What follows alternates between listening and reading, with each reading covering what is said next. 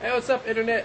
How you guys doing? Thought I would make use of my front-facing camera and kind of do a video for you guys. It's a little bit different, blog about something. But anyways, well, let me just get into what I'm talking about.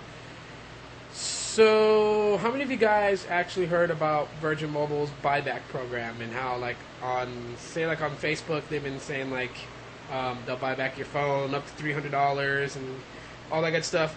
It seems great, right? I mean, it seems like, oh, I got a couple of old devices, I could probably make me a couple of $100 on it. That's what you think. Think again.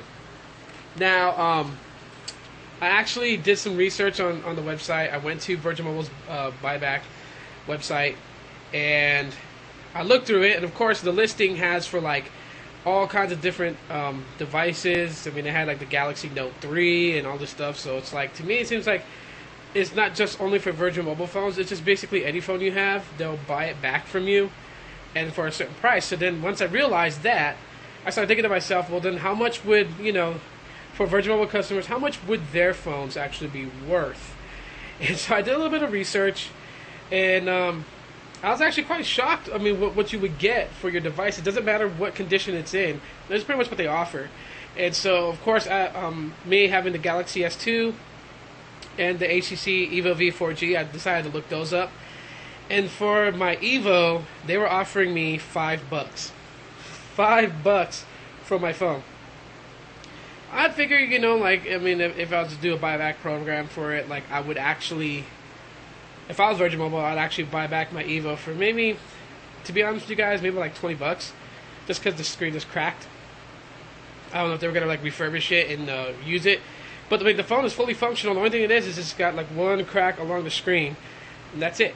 So I would figure $20, saying that it's been used. And so I decided to look up my Galaxy S2, see how much that was gonna go for, and I looked up my Galaxy S2 and $13, $13 buyback for the Galaxy S2, also the Epic 4G Touch. But I was thinking to myself, wow, that's actually pretty low. So anyone who's been a devout Virgin Mobile customer, you're not looking to really get back a lot of money for your device if you're going to try to use the buyback program to get some credits on your account.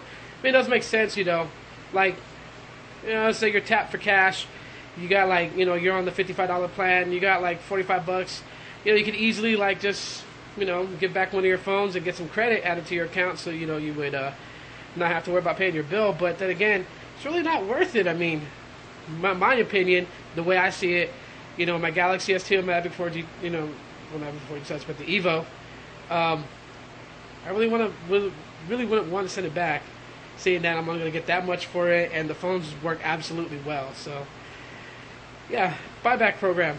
Also, the other day, which is the funniest story I want to share with you guys, is I actually had to do tech support job for Virgin Mobile.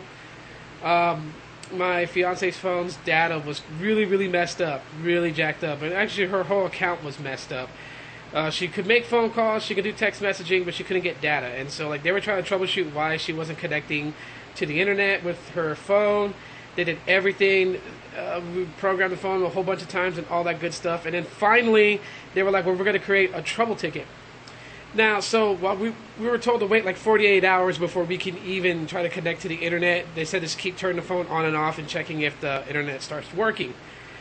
So my girl started telling me that when she tried to call customer service from her phone, it recognized her mobile number as Boost Mobile and tried to connect it to Boost Mobile. I thought it was so weird. So decided to call back. Got the same couple of responses from tech support, and they were like, well, we're going to do a trouble ticket. You tried resetting it, nothing works. So, yeah, we're going to really have to just basically, wait. And then I told them, well, how about if you just basically, deactivate her account, set her up a new account, credit her, her amount that she paid for her monthly bill, and then go from there, because obviously it really does look like that it's going to be the account that's messed up. And so they wound up doing it, and of course now she's working wonderfully with her internet. Everything's just working up just fine. And I started laughing to myself because it was pretty obvious. It's a glitch in the system. This happens. This is CDMA, so it happens. Not like GSM, where you just pop in a SIM card and off to go. And what's funny is because the tech support guy even went so far as to tell me that that her SIM card is probably from Boost Mobile. They have to send her a new SIM card. That's why she's not connected to the internet. When I was really trying to tell them, the SIM card is just for 4G LTE connectivity. It has really nothing to do with connecting to 3G as well. You can pull the SIM card out and still connect to the internet. So that's not possible. But I have to give props to the tech support agent who actually listened to me and tried my idea, which then fixed the issue. And he was happy. I was happy. My fiance was happy. So that's actually cool. So, I mean, if you guys ever run into that issue, especially if it's recognizing your account as Boost Mobile, it's most likely the account itself. It happens. Just tell your tech support guy for Virgin Mobile, hey, I saw this video somewhere, so-and-so, this happened, so maybe you guys, might just want to deactivate my account. Usually, they won't have a problem doing it if you're, like, in the very beginning of your month. So, like, say, like, today was, you had data issues today with your new account, and nothing seems to be working or fixing it, and you just paid your bill today, then they'll have no problems deactivating and restarting you a new account because you're still within your first day. Like, your first 2 or 3 days, yeah, but if you're in the middle of your bill, don't really expect them to be like, okay, we'll do it. They'll give you the runaround, like, oh, we're tech support, listen to us, and we'll get this resolved for you. The reason why I say that is because you're in the middle of your month. They're not going to want to start you a whole new line of service and credit you a full month when you're already halfway into it. So, yeah, and then also I had a little chit chat with the tech support guy, and he was actually explaining about Virgin and Boost merging. It's really not so much of a merger. According to him, it's really not so much a merger. What it is Virgin Mobile customers will be able to migrate to Boost Mobile, and vice versa. Boost Mobile customers will be able to migrate to Virgin Mobile.